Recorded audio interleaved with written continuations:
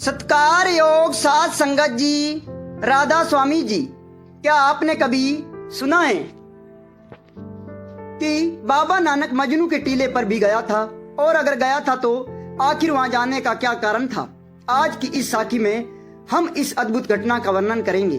तो आइए श्रद्धा और प्रेम के साथ आज की साखी शुरू करते हैं। साध संगत जी, एक समय की बात है, बाबा नानक देव जी संसार का कल्याण करते हुए, लोगों को प्रभु भक्ति का मार्ग दिखाते हुए अपने प्रिय साथी भाई मर्दाना के साथ यात्रा करते करते दिल्ली पहुंच गया।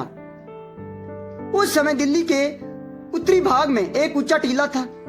उस टीले का वातावरण अत्यंत शांत और आध्यात्मिक था। कहा जाता है कि उस स्थान पर पहले एक साधु रहा करता था जिसका नाम मजनू था।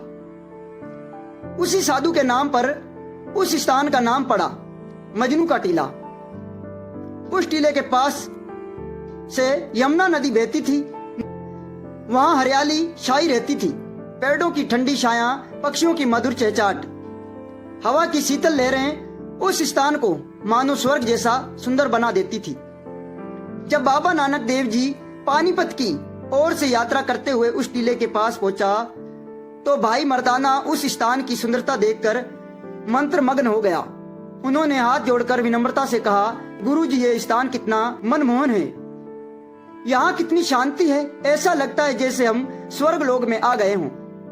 यदि आपकी आज्ञा हो तो हम कुछ दिन यहाँ विश्राम कर सकते हैं। हम तो सारा समय जंगलों और रास्तों में चलते रहते हैं। भाई मर्दाना की सरल और प्रेम भरी बात सुनकर बाबा जी मुस्कुरा दिया और बोला, ठीक है मर्दानिया, यदि तुम्हारे मन यहाँ ठहरने को चाहता है तो हम कुछ समय यहाँ रुक जाते हैं। दोनों वहीं टीले के पास ठहर गए। महावत दंपत्ति का आगमन। उसी टीले के पास एक व्यक्ति अपनी पत्नी के साथ रहता था। वे स्वभाव से बहुत धार्मिक और विनम्र था। उसका विश्वास था कि संतों की संगत की बिना मनुष्य का जीवन अधूरा है। जब उसे पता चला कि टीला पर कोई महान संत आया है, प्रसन्न हो गए। वे तुरंत अपने पत्नी को साथ लेकर बाबा जी के दर्शन करने पहुंच गए। जैसे ही उसे दंपत्नी ने बाबा जी को देखा, वे उनके तेजस्वी मुखमंडल को निहारती ही रह गई। उनके हृदय में श्रद्धा उमड़ पड़ी। उस व्यक्ति ने हाथ जोड़कर कहा, गुरुजी, आपका पावन चरण इस धरती पर पड़े, इससे यह स्थान धन्य हो गया। बाबा जी ने स्नेह से पूछा, बेटा तुम क्या काम करते हो? यह स्थान सुल्तान लोदी का है, यहाँ उसके कई हाथी रहते हैं। मैं महावत हूँ और उन हाथियों में से एक की सेवा करता हूँ। मैं और मेरी पत्नी मिलकर उसकी देखभाल करते हैं। तभी उसकी पत्नी विनम्रता से बोली, गुरुजी, आपको भूख लगी होगी, मैं अभी आपके लिए भोजन बनाकर लाती हूँ। यदि आपको किसी चीज की आवश्यकता हो तो कृपया बताइए। बाबा जी ने प्रेम से कहा, बेटी तुम चिंता मत करो, हम अपना प्रबंध स्वयं कर लेंगे। परंतु वह स्त्री बोली, गुरुजी, संतों की सेवा का अवसर भाग्य से मिलता है, हम ये अवसर खोना नहीं चाहते। इतना कहकर दोनों प्रणाम करके घर चले गए और थोड़ी ही देर बाद प्रेम पूर्वक भोजन बनाकर ले आए। बाबा जी और भाई मर्दाना ने वह भोजन स्वीकार किया और विश्राम करने लगे। सुबह का अद्भुत दृश्य। अगली सुबह जब सूरज की पहली किरणें फैली तो मर्दाना उठा और देखा कि बाबा जी ध्यान में लीन हैं। वातावरण अत्यंत शांत था। उन्होंने अपनी रबाब निकाली और मधुर स्वर में प्रभु का नाम गुनगुनाने लगे। अभी कुछ ही समय बीता था कि अचानक रोने धोने की तेज आवाजें सुनाई देने लगी। आवाज इतनी करुणा थी कि मन व्याकुल हो गया। बाबा जी ने आंखें खोली और पूछा, मर्दाना, ये कैसी आवाज है? कौन रो रहा है? भाई मर्दाना आवाज की दिशा में गया और थोड़ी देर बाद लौटकर बोला, गुरुजी, वही महावत रो रहा है जो कल अपनी पत्नी के साथ दर्शन करने आया था। बाबा जी तुरंत उठा और उसके साथ उस स्थान की ओर चल पड़ा। वहां पहुंचकर उन्होंने देखा कि महावत जोर जोर से रो रहा है। उसकी पत्नी भी पास खड़ी रो रही है। बाबा जी ने प्रेम से पूछा, बेटा क्या हुआ, तुम क्यों रो रहे हो? मावत ने रोते हुए कहा, गुरुजी, मैं जिस हाथी की सेवा करता हूं वह सुल्तान के प्रिय हाथी था। आज उसकी मृत्यु हो गई है।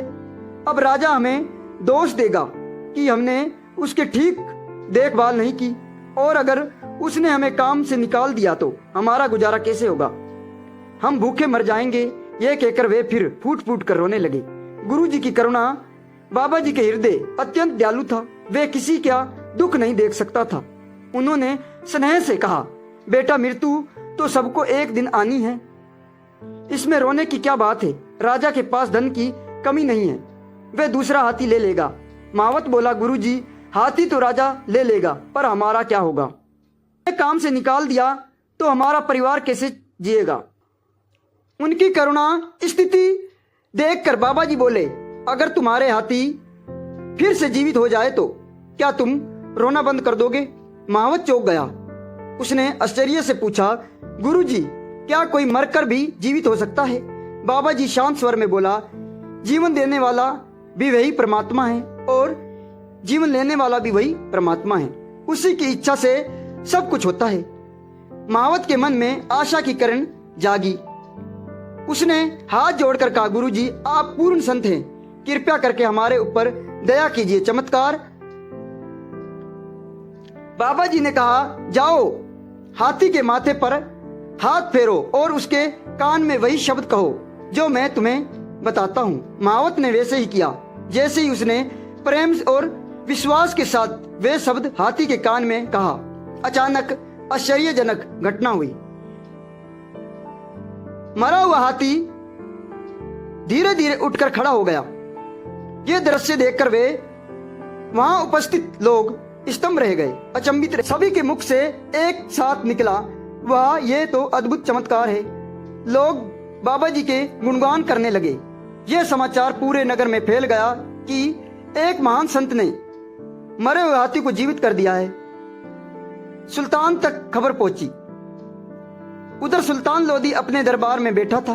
तभी एक सैनिक दौड़ते हुआ आया और बोला, महाराज, एक दिव्य संत ने आपके मृतक हाथी को जीवित कर दिया है।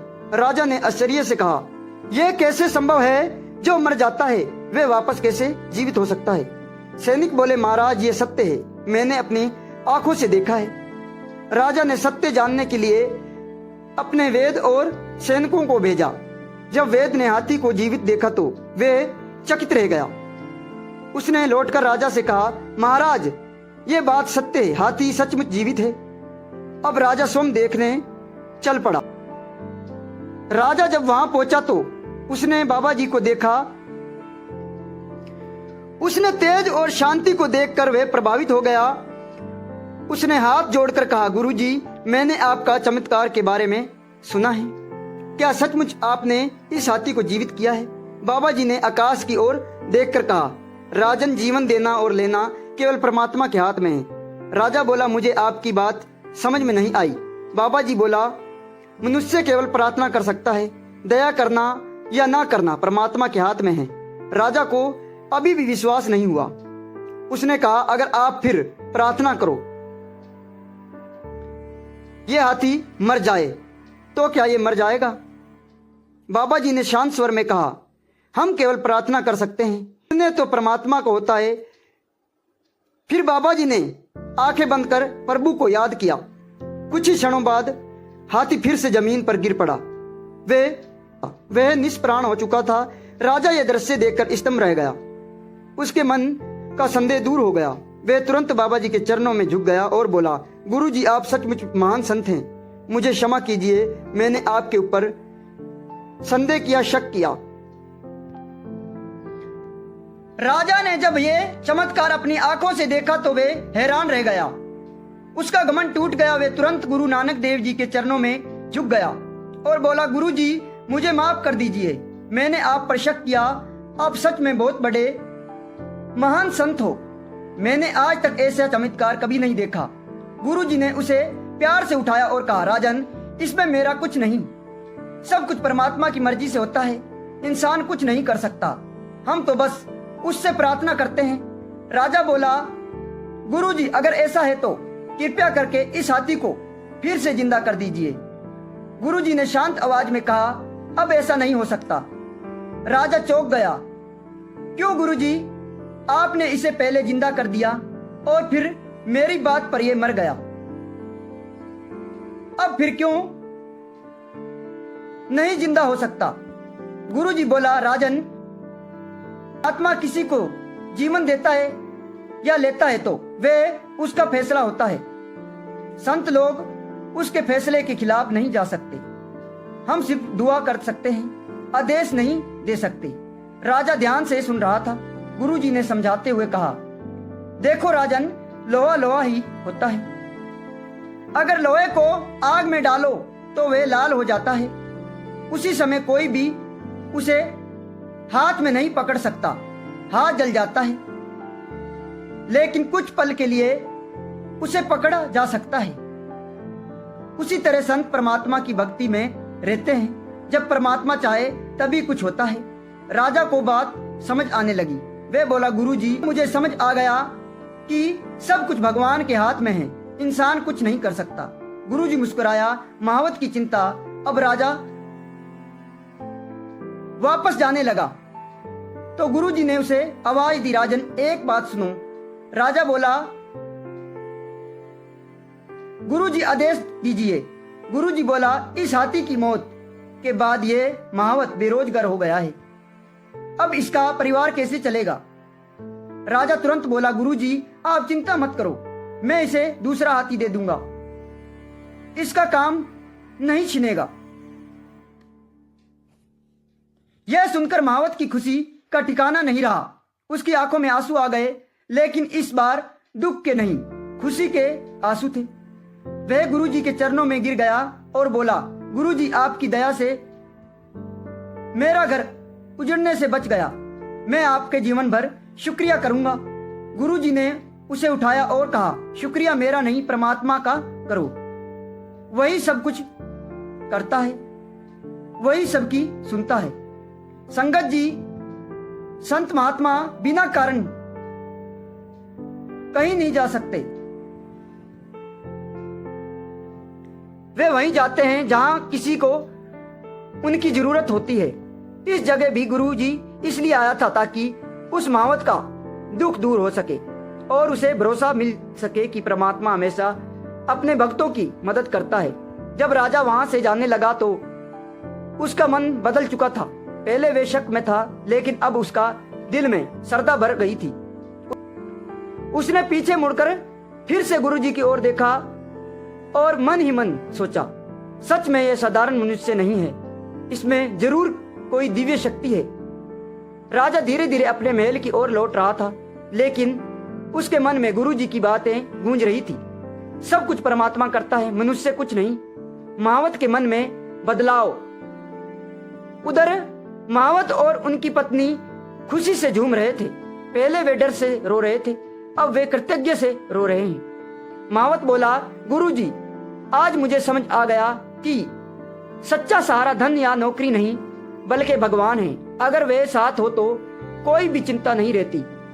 गुरुजी ने मुस्कुराकर कहा, बेटा, याद रखना, डर वही रहता है जहां भरोसा कम होता है। जिसको परमात्मा पर भरोसा हो जाए उसका डर खत्म हो जाता है।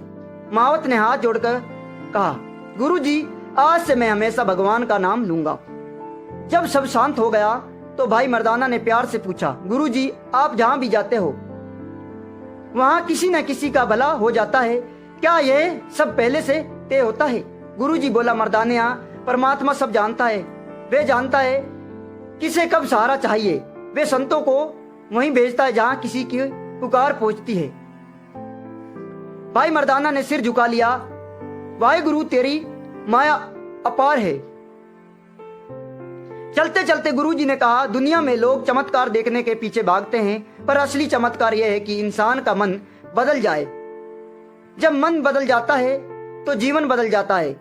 भाई मर्दाना ने पूछा, गुरुजी, मन कैसे बदलता है? गुरुजी बोला, नाम जपने से, सच बोलने से, सच्चाई से और दया रखने से। साथ संगत जी, उस दिन के बाद उस जगह का माहौल ही बदल गया। जो लोग पहले डर और चिंता में जीते थे अब उनके दिल में विश्वास जागने लगा। सबके मन में एक ही भावना थी, भगवान सच में सबकी सुनता है। महावत और उसकी पत्नी रोज सुबह उठकर परमात्मा के नाम लेते और फिर अपने काम पर जाते। अब उनके चेहरे पर डर नहीं, शांति रहती थी। एक दिन महावत ने अपने पत्नी से कहा, देखो पहले हम हाथी के सहारे जीते थे, आज भगवान के सहारे जी रहे हैं, फर्क कितना बढ़ गया है। उसकी पत्नी मुस्कुराकर बोली, हाँ पहले हम नौकरी का डर था, अब हमें कुछ भी खोने का डर नहीं। लोगों में चर्चा धीरे धीरे आसपास के गांवों में भी ये बात फैल गई कि एक महान संत यहाँ आया था, जिन्होंने लोगों को भगवान पर भरोसा रखना सिखाया। लोग उसे टीले पर आने लगे, कोई वहां बैठकर भजन करता, कोई ध्यान लगाता, कोई शांति ढूंढता। सब कहते ये वही स्थान है जहां गुरु नानक देव जी ने एक दुखी परिवार की चिंता दूर की थी। उस जगह का नाम लोगों के दिलों में बस गया। भाई मर्दाना की भावना। रास्ते में चलते हुए भाई मर्दाना बोला, गुरुजी आज मैंने आपकी आंखों से देखा कि जब इंसान पूरी सच्चाई से पुकारता है तो भगवान सच सुनता है। गुरुजी बोला, मर्दानिया भगवान हमेशा सुनता है, फर्क बस इतना है कि इंसान सच्चे मन से पुकारे। चल, दुनिया में सबसे बड़ा धन नहीं विश्वास होता है। जिसके पास विश्वास है उसके पास सब कुछ है, और जिसके पास विश्वास नहीं उसके पास कुछ भी नहीं। भाई मर्दाना ने सिर झुका लिया। हवा धीरे धीरे चल रही थी, ऐसे लग रहा था जैसे प्राकृतिक भी इस वचन को सुन रही हो। दोस्तों, इस पूरी साखी से हमें यह सीख मिलती है, भगवान पर भरोसा रखने वाले कभी अकेले नहीं होते। संत हमेशा किसी कारण से ही किसी स्थान पर जाते हैं। सच्ची प्रार्थना कभी खाली नहीं जाती। डर को विश्वास से हराया जा सकता है। राधा स्वामी जी।